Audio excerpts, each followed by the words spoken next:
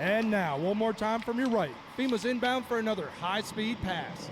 Every second, he'll be covering the distance of 3 football fields or 950 feet per second. This is still less than half the Viper's top speed of Mach 2.